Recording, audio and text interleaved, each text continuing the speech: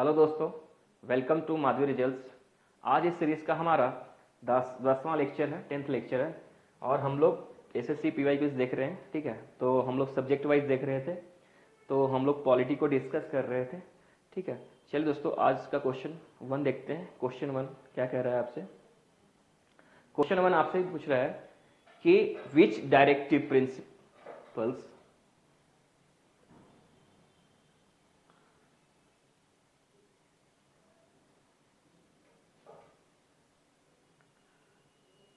क्या कह रहा है आपसे? Question 1, which directive principles has been. ठीक है ना, तो यहाँ पे आपसे डायरेक्टिव डीपीएसपी के बारे में पूछ रहे हैं। ठीक है ना, has been implemented in establishing handloom and handicraft boards. ठीक है ना, हैंडलूम और हैंडीक्राफ्ट बोर्ड जो है किस डीपीएसपी में मेंशन किया गया, ये आपसे प्रश्न कर रहे हैं। ठीक है, तो ऑप्शन ए है, option A promote cottage industry on cooperative basis, option B provision for just and human condition of work, option C participation of workers in management of industries, या option D protection and improvement of environment. ठीक है, तो इसमें से कौन सा DPSP के बारे में बात कर रहा है? हैंडलूम और हैंडीक्राफ्ट बोर्ड्स के बारे में। ठीक है, तो इस क्वेश्चन को सॉल्व करने के लिए I will give you 5 seconds, आपको 5 सेकेंड दिया जाएगा। ठीक है, तो बताइए इसका सही आंसर क्या होगा क्वेश्चन 1 का।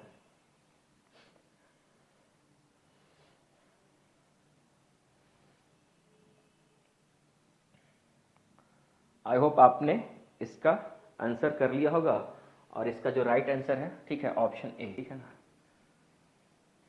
ऑप्शन ए क्या कहता है?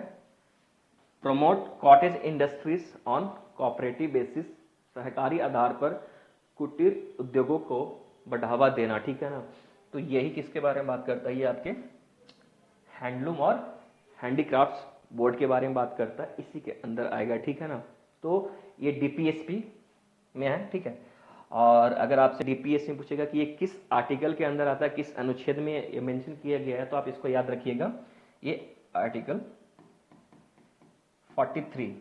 ठीक है ना, ये आर्टिकल 43 में मेंशन किया गया है। ठीक है ना, तो इसको आप याद रखेंगे। ठीक है, चलिए अब हम लोग नेक्स्ट क्वेश्चन की तरफ चलते हैं, क्वेश्चन नंबर 2। ठीक है ना, क्वेश्चन नंबर 2 क्या कह रहा है बालक आपसे?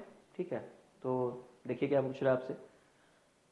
ये देखो, ये क्वेश्चन सीएचएसएल में पूछा हुआ है और 2024 में पूछा हुआ प्रश्न है। ठीक है, तो इसको देखिएगा, तो ये किसके बारे में, कीवर्ड ध्यान रखिए, कीवर्ड्स के बारे में क्या पूछ रही है? क्विच कमिटी, मतलब यहाँ पे आपसे किसी समिति के बारे में पूछ रहे हैं, कमिटी के बारे में पूछ रहे हैं। क्या पूछ रहे हैं? Related to fundamental duties, related to fundamental duties, मतलब which committee is related to fundamental duties. तो कौन सा कमिटी है जो फंडामेंटल से रिलेटेड है? ऑप्शन है आपके सामने, 4 ऑप्शन दिए गए हैं। Option A Verma committee, option B L M. Singhvi committee, ठीक है, option C Vasant Rao Naik committee, ठीक है, या ऑप्शन डी राजमनार कमेटी। ठीक है, तो बताइए इसमें से कौन सा कमेटी है जो फंडामेंटल ड्यूटी से रिलेटेड है?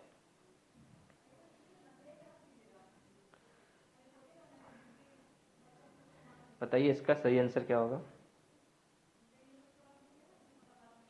आई होप आपने इसका आंसर कर लिया होगा, और इसका राइट आंसर क्या है बालक बालिके? ऑप्शन ए, ठीक है, वर्मा कमेटी। ऑप्शन ए जो है वर्मा कमेटी जो है आपके फंडामेंटल ड्यूटी से रिलेटेड है। ठीक है, और ये कब आया था? ये 1999 में आया था, 1999। ठीक है ना, इसको याद रखिएगा। चलिए अब हम लोग नेक्स्ट क्वेश्चन की तरफ चलते हैं, क्वेश्चन नंबर 3। क्या कह रहा है बालक? क्वेश्चन नंबर 3 आपसे पूछ रहा है, कीवर्ड्स पे ध्यान रखेंगे। ठीक है ना, कि क्वेश्चन आपसे क्या पूछ रहा है। ठीक है ना बालिके, तो क्वेश्चन 3 आपसे क्या पूछ रहा है? विच सेट ऑफ आर्टिकल्स, देखिए यहाँ पे सेट ऑफ आर्टिकल्स, ठीक है ना, अनुच्छेदों के बारे में पूछा गया है। Which set of articles in the constitution of India is known as cultural and educational rights means कि कल्चरल एंड एजुकेशनल राइट्स जो है किस आर्टिकल्स में मेंशन किया गया है, ये आपसे प्रश्न कर रहे हैं। तो ऑप्शन ए है आर्टिकल 19-20 में मेंशन किया गया है, ऑप्शन बी आर्टिकल 29-30 में मेंशन किया है, या आर्टिकल्स 14-15 में किया गया है, या फिर ऑप्शन डी आर्टिकल 23 या 24 में मेंशन किया गया है। तो बताइए कल्चरल एंड एजुकेशनल राइट्स जो है किस अनुच्छेद में, किस आर्टिकल में मेंशन किया गया है। क्वेश्चन थर्ड का आंसर क्या होगा?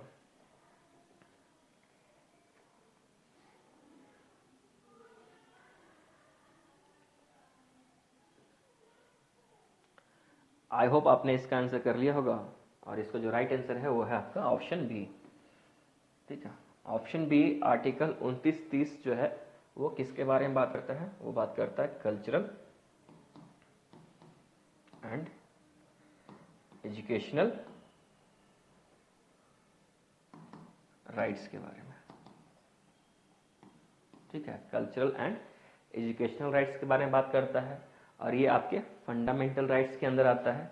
तो फंडामेंटल राइट्स, ठीक है, आपको पता होना चाहिए ये आर्टिकल्स किस आर्टिकल से किस आर्टिकल के बीच में डील करता है। ये 12 से 12 to 35 अनुच्छेद 12 से 35 तक डील करता है।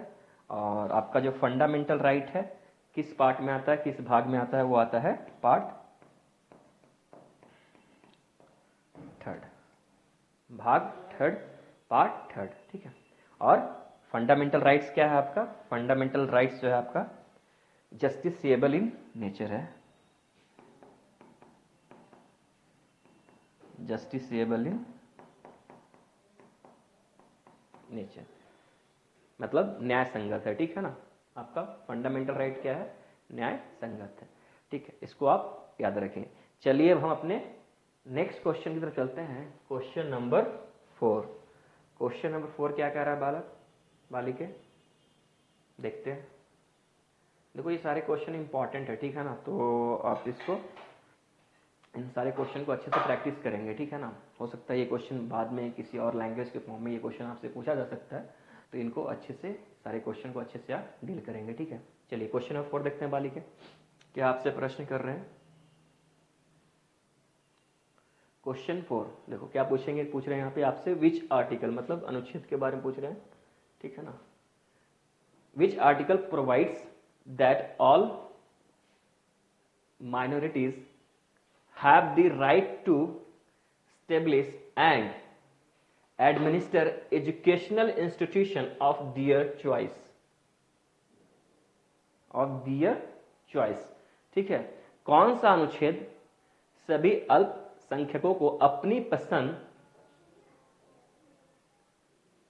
पसंद के शैक्षणिक संस्थान स्थापित करने और उनका प्रबंधन करने का अधिकार प्रदान करता है? ये क्वेश्चन आपसे CHS में पूछा हुआ है और 2024 में पूछा गया है। तो कौन सा अनुच्छेद, ठीक है, सभी माइनॉरिटीज को ये हक दिलाता है, ठीक है ना, कि आप एस्टेब्लिश भी कर सकते हैं, एडमिनिस्टर कर सकते हैं क्या, एजुकेशनल इंस्टीट्यूशन अपने चॉइस से। तो ऑप्शन है ए आर्टिकल 26, ऑप्शन बी आर्टिकल 24, या ऑप्शन सी आर्टिकल 32, या ऑप्शन डी आर्टिकल 30। तो बताइए इसका सही आंसर क्या होगा? कौन सा आर्टिकल माइनॉरिटीज को राइट देता है? क्वेश्चन नंबर 4 का आंसर कीजिए।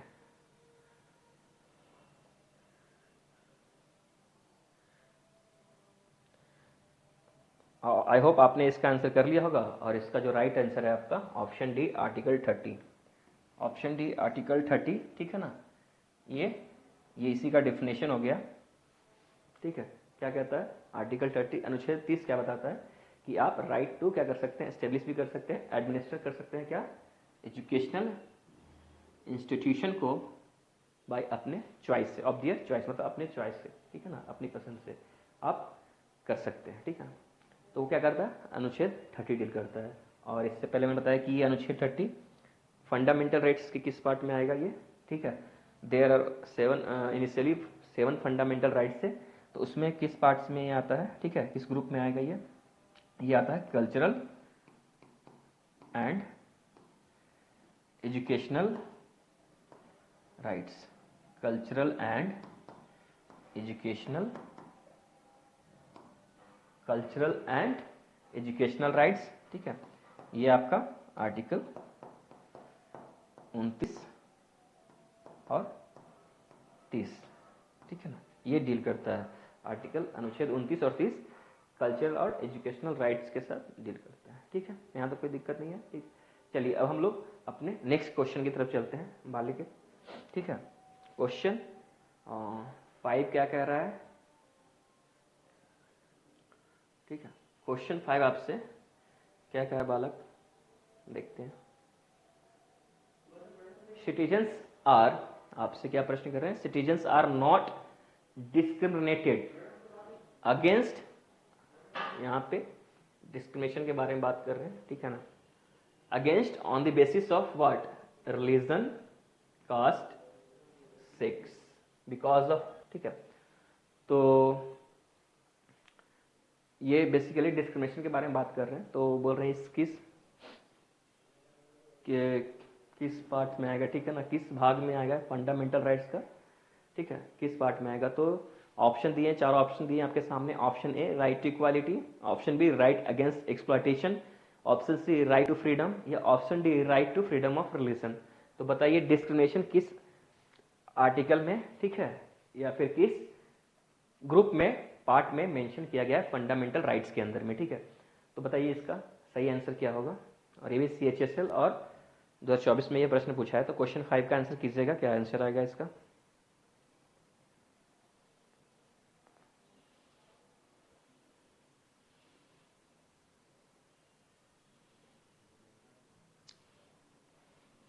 आई होप आपने इसका आंसर कर लिया होगा। जो इसका राइट आंसर है, ठीक है, राइट टू इक्वालिटी, ठीक है ना, right to equality. Right to equality हम इसमें हम लोग कितने आर्टिकल पढ़ते हैं, आर्टिकल 14 से लेके 18 के बीच में हम लोग राइट टू इक्वालिटी को डील करते हैं, ठीक है ना। अब इसमें पढ़ना है, इसी में आप पढ़ोगे आर्टिकल जो 14 है, आर्टिकल 14 किसके बारे में बात करता है, आर्टिकल 14 इक्वालिटी बिफोर लॉ के बारे में बात करता है, इसको याद रखिएगा।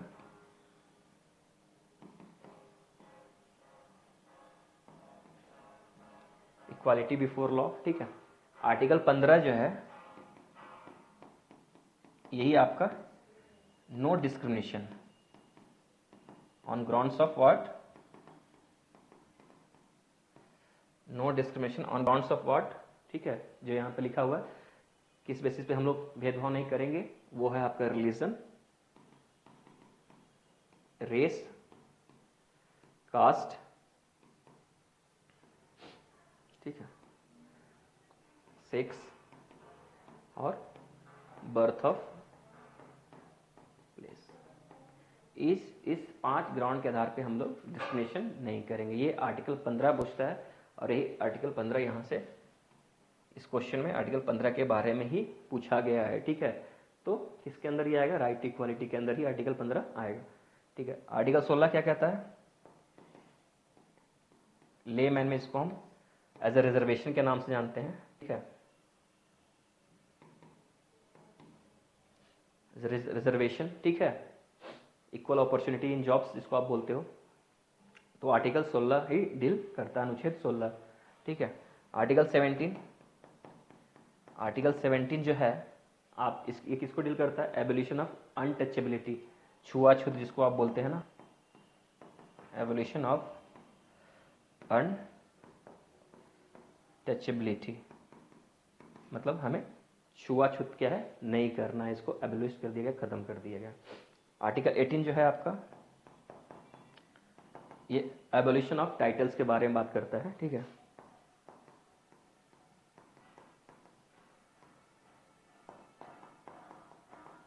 एबोलिशन ऑफ टाइटल्स के बारे में बात करता है। तो आप इन चीज को भी याद रखिएगा, ठीक है, ये नेक्स्ट क्लास में आएगा, ठीक है, ठीक है। चलिए बालक, हम लोग नेक्स्ट क्वेश्चन की तरफ चलते हैं। क्वेश्चन नंबर 6, क्वेश्चन 6 क्या कह रहा है बालक, देखते हैं, ठीक है। क्वेश्चन 6 आपसे क्या कह रहा है, क्या प्रश्न कर रहे हैं, देखते हैं। क्वेश्चन 6 कह रहे हैं अ हाउस मेड, क्या नाम है, अ हाउस मेड, ठीक है, house maid gets her 12-year-old daughter, ठीक है, a housemaid get her 12-year-old daughter to help in her work as a house cleaner, ठीक है, अपना एक काम करने वाली दीदी है, दाई माँ है, दाई है, दीदी हैं, जो वो अपने बच्चे को 12 साल के बच्चों को, बच्ची जो है उनका, वो अपने साथ उनको लेके जा रही हैं, ठीक है, जहाँ पे वो काम करती हैं। कौन सा काम करती हैं वो? हाउस क्लीनिंग का काम करती हैं, ठीक है, at a residential colony instead of sending her to a school.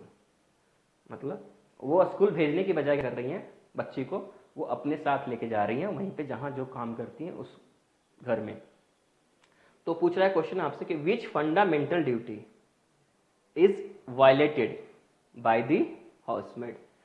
तो किस फंडामेंटल, किस मौलिक कर्तव्य का उल्लंघन होगा, ठीक है ना, अगर वो महिला ऐसा काम करती हुई पाई जाती है, हाउसमेड काम करती हुई पाई जाती हैं। तो आपके सामने ऑप्शन है, option A to safeguard public property and to abjure violence, option B to promote harmony and the spirit of common brotherhood, option D to defend the country and render national service, option D to provide opportunity for education to his or her child। तो बताइए इसका answer क्या होगा, कौन सा मौलिक कर्तव्य का उल्लंघन यहां पे होगा, ठीक है। क्वेश्चन 6 का आंसर बताइए।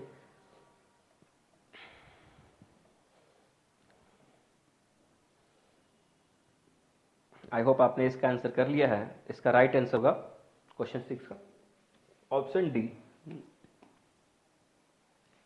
ऑप्शन डी क्या कहता है आपका? To provide opportunities for education to his और हर चाइल्ड, अपने बच्चे को शिक्षा के अवसर प्रदान करना, ठीक है ना। तो इसका वायलेशन होगा अगर ये महिला, ये मेड जो है अपनी बच्ची को लेकर अपने साथ जाती है उस काम को करवाने के लिए, ठीक है ना। क्योंकि जो ये वाला फंडामेंटल ड्यूटी है वो आपका 11th फंडामेंटल ड्यूटी है, ठीक है ना, 11th फंडामेंटल ड्यूटी है। और 11th फंडामेंटल ड्यूटी जो है आपने, वो इसी चीज़ के बारे में बात करता है, एजुकेशन के बारे में बात करता है कि बच्चों को क्या करना, एजुकेशन प्रोवाइड करना। और कितने एज के बच्चों को करना है, कितने एज तक के बच्चों को एजुकेशन प्रोवाइड करना है? वो 6 टू लेके 14 ईयर्स, 6 से लेके 14 साल के तक के बच्चों को क्या करना है, वो पेरेंट्स की रिस्पॉन्सिबिलिटी है कि वो अपने बच्चों क्या करें, एज अ उनको प्राइमरी एजुकेशन उनको प्रोवाइड करें, ठीक है। और एक चीज़ और मैं आपको बता दूं, जो 11th फंडामेंटल ड्यूटी है ना, वो कब ऐड किया गया था और किस अमेंडमेंट के द्वारा ऐड किया गया था, इसको याद रखिएगा। वो किया गया था 86th कॉन्स्टिट्यूशनल अमेंडमेंट एक्ट, ठीक है, 2002 में 86वां संशोधन, ठीक है, के द्वारा 2002 में 11th फंडामेंटल ड्यूटी को, ठीक है, 11th फंडामेंटल ड्यूटी को फंडामेंटल ड्यूटीज में ऐड किया गया था, ठीक है। चलिए अब अपने नेक्स्ट क्वेश्चन की तरफ चलते हैं। Question number 7। क्वेश्चन नंबर 7 क्या कह रहा बालिके? क्वेश्चन 7 आपसे देखिए, ये भी CHSL में पूछा हुआ प्रश्न है और 24 में ही 2024 में उन्होंने पूछा है। तो देखिए क्या क्वेश्चन कर रहे हैं ये आपसे, ठीक है। पूछ रहे हैं, dash of the constitution of India has provisions for legal enforcement of the fundamental rights. भारतीय संविधान के डैश में मौलिक अधिकारों के कानूनी प्रवर्तन के प्रावधान हैं, ठीक है। किस आर्टिकल में आपके कानूनी प्रवर्तन के प्रावधान दिए गए हैं? तो ऑप्शन आपके सामने 4 ऑप्शन दिए गए हैं। ऑप्शन ए आर्टिकल 28 में है, ऑप्शन बी आर्टिकल 19 में है, या ऑप्शन सी आर्टिकल 32 में है, या ऑप्शन डी आर्टिकल 29 में है। तो बताइए इसका आंसर क्या होगा, किसमें लीगल प्रोविजन के बारे में बात किया गया है, किस आर्टिकल में? क्वेश्चन 7 का आंसर बताइए।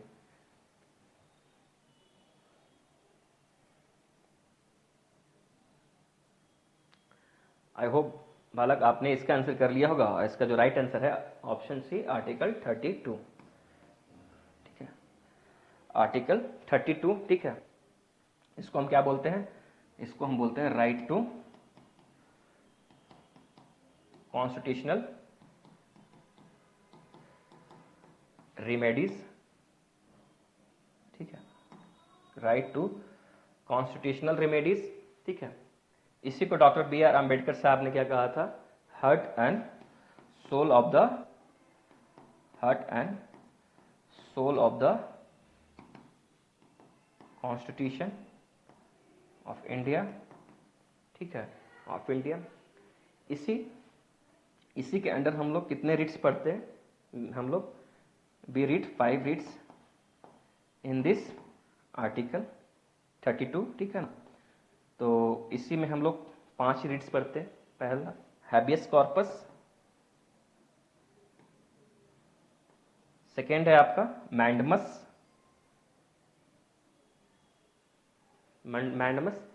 थर्ड है आपका प्रोहिबिशन,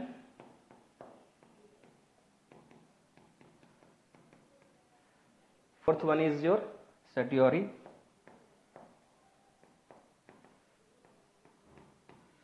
ठीक है, fifth one is your कोवारंटो,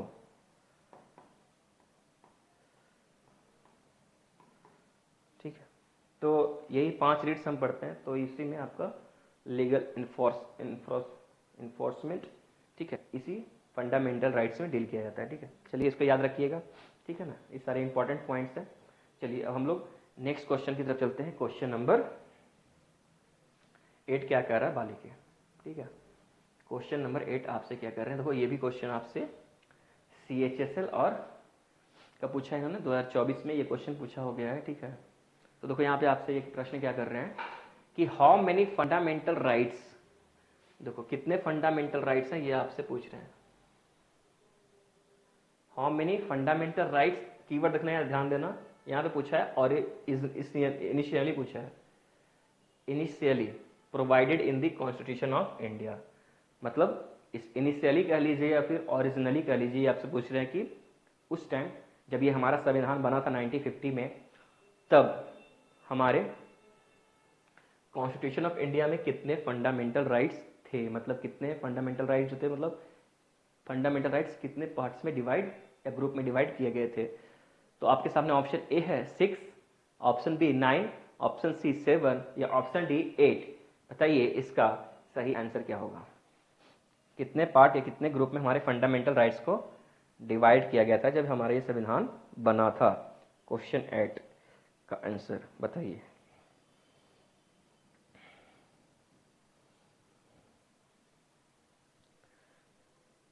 I hope आपने इसका आंसर कर लिया होगा, और इसका जो राइट आंसर है option C.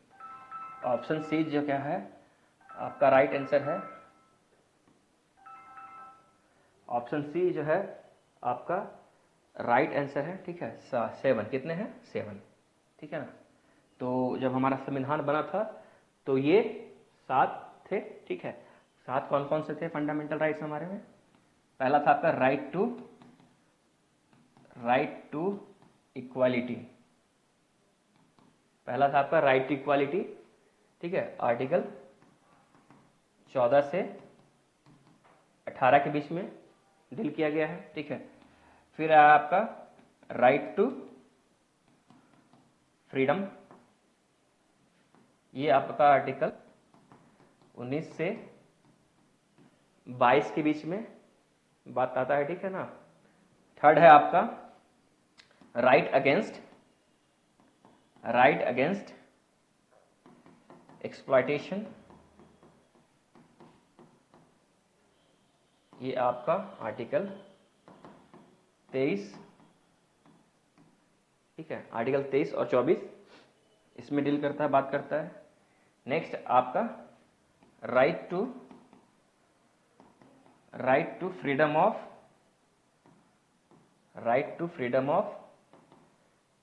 Religion, right to freedom of religion, ये आपका आर्टिकल 25 से लेकर 28 के बीच में बात करता है, ठीक है, ध्यान से करेंगे इसको।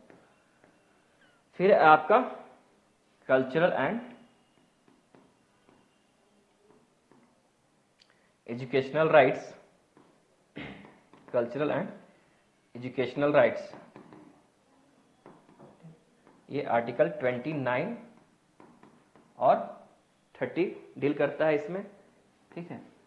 फिर है आपका right to property, right to property, ये आर्टिकल 31 इसमें डील करता है, ठीक। और सेवंथ जो हो गया आपका, सेवंथ क्या है, सेवंथ है आपका राइट टू कॉन्स्टिट्यूशनल रेमेडीज, ठीक है, ये आर्टिकल 32 डील करता है, ठीक है। तो ओरिजिनली जब 1950 में इनिशियली जब बना हमारा संविधान बना था तो उसमें हमारे 7 फंडामेंटल राइट्स थे, ठीक है ना। मैंने साथ साथ में आर्टिकल भी मेंशन कर दिया, ये सब एग्जाम में आपसे पूछ सकते हैं इसी तरह से बनाकर, ठीक है ना। तो इसको याद रखिएगा। और अगर आज की डेट में आपसे पूछें कि वर्तमान में बताइए कि हमारे फंडामेंटल राइट्स कितने हैं, तो क्या बताइएगा, हमारे आज की डेट में वर्तमान में हमारे पास 6 फंडामेंटल राइट है। कौन सा हटा दिया गया था बालक, ये जो राइट टू प्रॉपर्टी है ना, आर्टिकल 31, इसको हटा दिया गया था, ठीक है। इसको आर्टिकल 31 राइट टू प्रॉपर्टी को हटा दिया गया था। किसके थ्रू हटाया गया था, कौन सा अमेंडमेंट, कौन सा संशोधन के through, by the 44th constitutional amendment 1978 में, ठीक है। 44th अमेंडमेंट 1978 में, ठीक है, राइट टू प्रॉपर्टी को हटा दिया गया था। और इस समय हमारे कौन से प्राइम मिनिस्टर थे, इस समय हमारे मोरारजी देसाई जी हमारे प्राइम मिनिस्टर ऑफ इंडिया थे, ठीक है ना, इस टाइम। तो इसको याद रखिएगा, ठीक है। चलिए अब हम लोग नेक्स्ट क्वेश्चन की तरफ चलते हैं, क्वेश्चन नंबर 9, ठीक है ना बालिके। क्वेश्चन नंबर 9 देखते हैं बालक कि क्या आपसे पूछ रहा है ये। तो क्वेश्चन 9 आपसे कुछ नागरिक सिटीजनशिप के बारे में बात कर रहा है। तो देखिए क्या पूछ रहे हैं कि which of the following is not a way to acquire citizenship in India.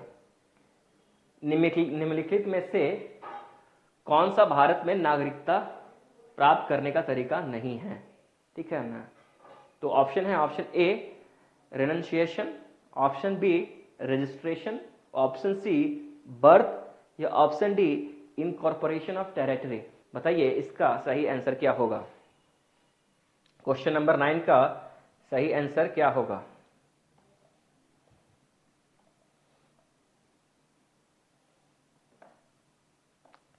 I hope आपने इसका आंसर कर लिया होगा, ठीक है ना। तो इसका राइट आंसर क्या है, ऑप्शन ए रेनंशिएशन, त्याग जो है, इसके थ्रू हम लोग क्या है, हम लोग इंडिया में सिटीजनशिप नहीं लेते हैं, ठीक है ना। ये तो त्याग हो गया, तो इसके थ्रू नहीं होता है, ठीक है। तो याद रखिएगा जो सिटीजनशिप है इंडिया में, ठीक है, सिटीजनशिप जिसको नागरिकता बोलते हैं, वो किस आर्टिकल में इसको डील किया गया है। ये आर्टिकल 5 से लेके 11 के बीच में डील किया गया है। और ये किस पार्ट में आता है, किस भाग में आता है सिटीजनशिप, पार्ट 2 में आता है, 2 में आता है, ठीक है ना, पार्ट 2 में आता है, ठीक है। एक पॉइंट और याद रखिएगा, हो सकता है एग्जाम में ये सब पूछ सकता है। तो याद रखिएगा इंडिया में जो है ना, इंडिया में सिंगल सिटीजनशिप चलता है। हमारे यहाँ भारत में सिंगल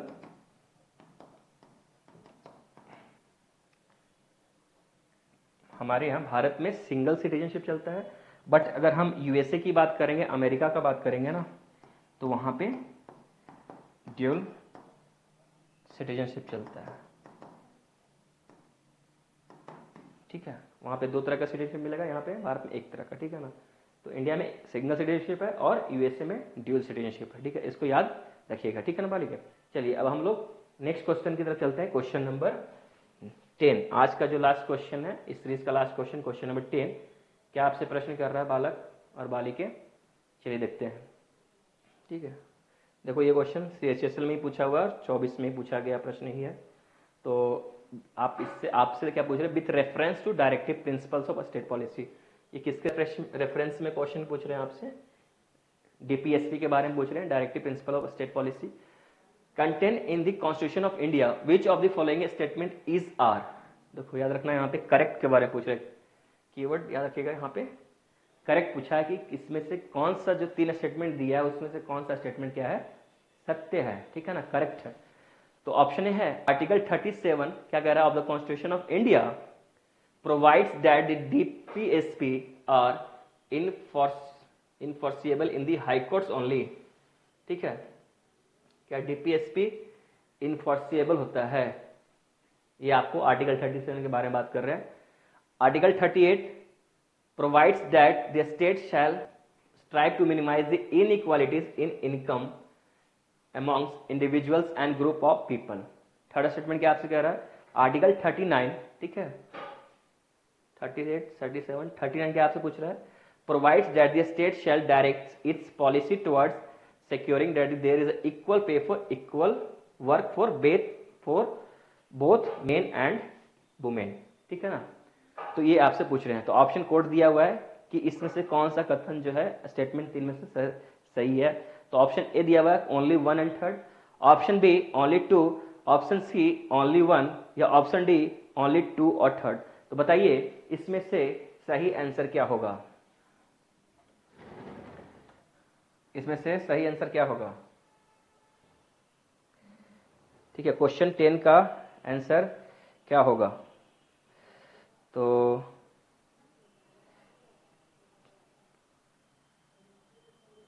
आई होप आपने इसका आंसर कर लिया होगा और इसका राइट आंसर है ऑप्शन डी। ठीक है ना, 2 और 3, 2 और 3 क्या है?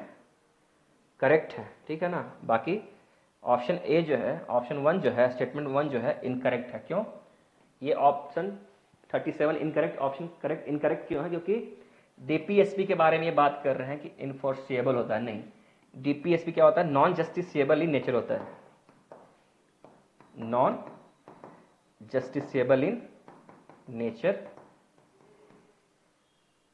होता है, मतलब ये कोर्ट, किसी भी कोर्ट में ये इनफोर्सिएबल नहीं होगा। ठीक है ना, नोट होगा ना कि यहाँ पे यस बोला नहीं, यहाँ पे नोट होगा, नॉन जस्टिसिएबल इन नेचर होता है। ठीक है, तो इसको आप याद रखेंगे। ठीक है दोस्तों, तो इस सीरीज का हमारा ये लास्ट क्वेश्चन था, क्वेश्चन नंबर 10। ठीक है, आई होप कि आपको ये सीरीज अच्छा लग रहा होगा। ठीक है, अगर अच्छा लग रहा है तो आप इस हमारे चैनल को माधवी रिजल्ट्स को लाइक कीजिए। ठीक है, सब्सक्राइब कीजिए। ठीक है, और आपको अच्छा लग रहा है तो आप इस वीडियो को शेयर भी कर सकते हैं। ठीक है, अपने दोस्तों के बीच में शेयर कीजिए। ठीक है, शेयरिंग इज केयरिंग। ठीक है, तो आप इसको कीजिए। इसलिए थैंक यू, जय हिंद।